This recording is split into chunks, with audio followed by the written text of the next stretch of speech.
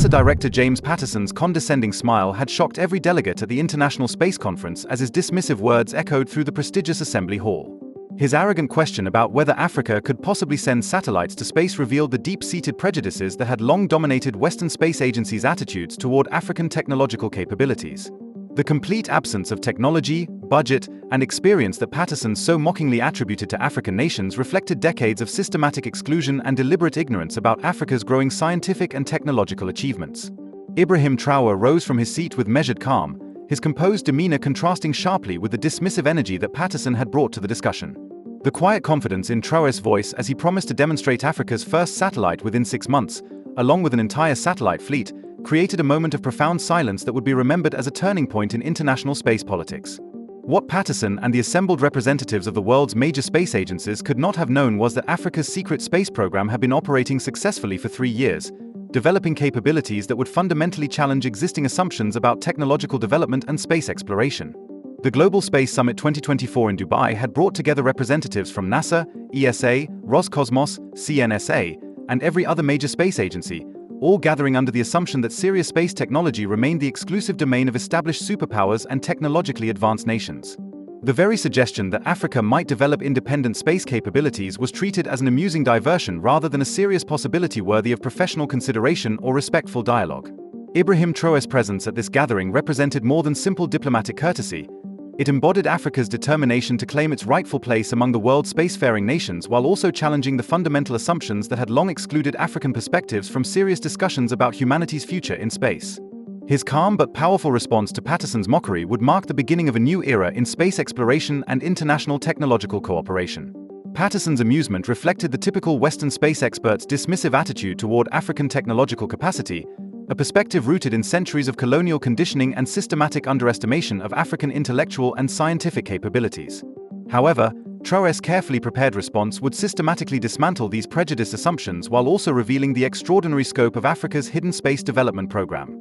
Traoré's opening reference to Africa as the continent that had taught mathematics and astronomy to the world served as a powerful reminder of historical realities that Western space agencies had conveniently forgotten or deliberately ignored. The astronomers of Timbuktu had indeed been mapping stars and calculating celestial movements while Europe remained mired in its dark ages, developing sophisticated understanding of astronomy and mathematics that would later influence global scientific development. The revelation that Africa had secretly allocated a $50 billion budget for space development over 3 years represented a stunning demonstration of the continent's financial capacity and strategic planning capabilities. This massive investment, funded entirely through African resources rather than external aid or loans, challenged fundamental Western assumptions about African economic limitations while also demonstrating unprecedented continental cooperation in pursuit of shared technological goals. The growing silence in the conference hall reflected delegates' dawning recognition that they might be witnessing something far more significant than a diplomatic presentation. Traoré's methodical enumeration of African space expertise, including Dr. Catherine Nalaka's 6-month stint aboard the International Space Station and Dr. Ahmed Bensouda's 15 years of experience with the Ariane program, revealed the depth of African involvement in international space activities that had been systematically overlooked or minimized by Western space agencies. The announcement that over 2,000 African space experts had been quietly working on continental space development projects represented a massive mobilization of human capital that challenged every assumption about African technological capacity and strategic planning capabilities. This revelation suggested levels of coordination and resource allocation that Western intelligence agencies had completely failed to detect despite their extensive monitoring of African technological and military developments. Patterson's fading smile reflected his growing realization that he might have seriously underestimated African capabilities and that his dismissive comments could prove professionally embarrassing if Traoré's claims proved accurate.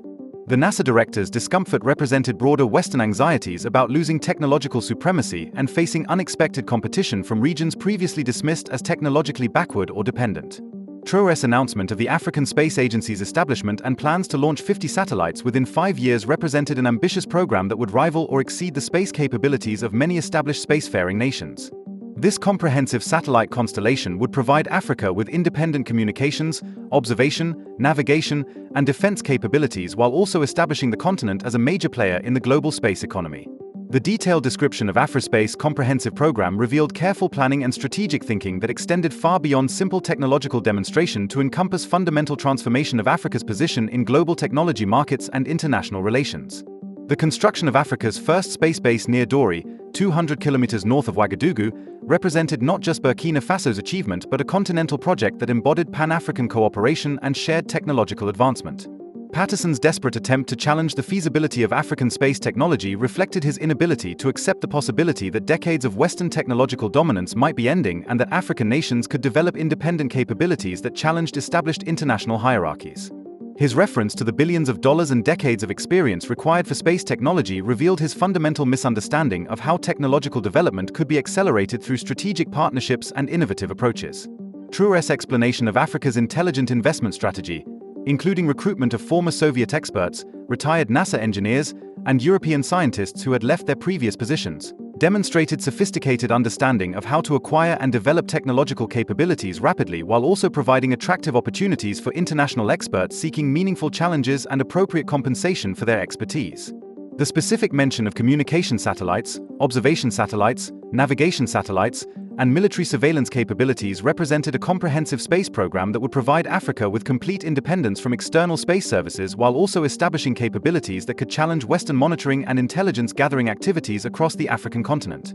The detailed technical specifications of AfriSat-1 as a communications satellite providing internet access across Africa addressed one of the continent's most pressing infrastructure needs while also demonstrating the practical benefits that African space capabilities would provide for continental development and economic growth. The subsequent phases involving AfriSat-2 for agricultural observation and AfriSat-3 for weather monitoring revealed comprehensive planning for space-based services that would support African development priorities. The revelation of AfriRocket-1 as an indigenous African launch vehicle with 2.5-ton payload capacity and 800-kilometer orbital capability represented perhaps the most shocking aspect of Traoré's presentation, as rocket technology had been considered among the most difficult and exclusive areas of space development. The claim that this launch vehicle had been completely manufactured in Africa challenged fundamental assumptions about African industrial and technological capabilities. Patterson's incredulous response to the rocket technology claims reflected his inability to accept that African engineers and manufacturers could develop capabilities that Western experts considered beyond African reach. His insistence that rocket technology could not be developed easily revealed his fundamental ignorance about African technological achievements and strategic capabilities. Dr. Kwame Asonte's credentials as a Ghana-born missile expert with MIT education and 10 years of SpaceX experience who had chosen to work for Africa represented the kind of brain gain that African nations were achieving by offering meaningful opportunities and competitive compensation to their most talented citizens. This pattern of African experts returning home to contribute to continental development projects challenged Western assumptions about permanent brain drain from Africa to developed countries. China's immediate offer to support Africa's space program through Dr. Wang Wei represented the geopolitical implications of African space independence and the potential for new international partnerships that could challenge Western dominance in space technology and satellite services. Chinese support for African space development would create new strategic relationships while also providing alternatives to Western space partnerships. Traoré's diplomatic response to Chinese offers, emphasizing Africa's openness to friendly cooperation while prioritizing development of independent African capabilities, demonstrated sophisticated strategic thinking about how to benefit from international partnerships without compromising African independence or becoming dependent on external support for critical technological capabilities.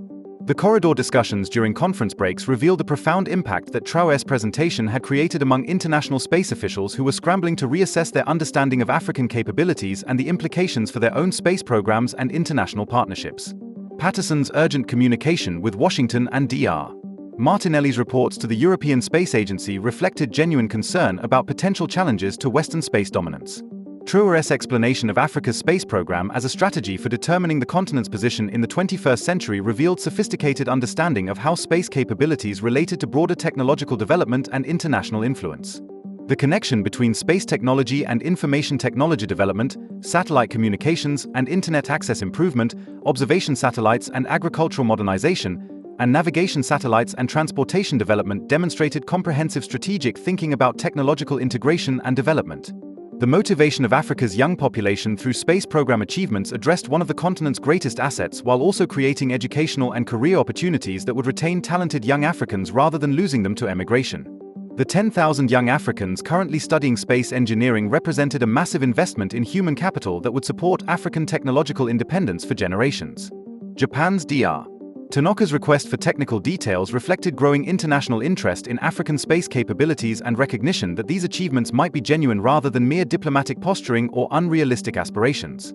The willingness of established space powers to engage seriously with African space officials represented a significant shift in international attitudes toward African technological capabilities.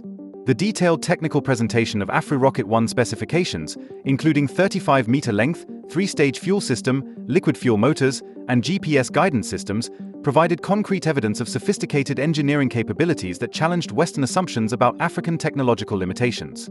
These specifications represented launch capabilities that would place Africa among the world's spacefaring nations while also providing independent access to space for African satellites and missions.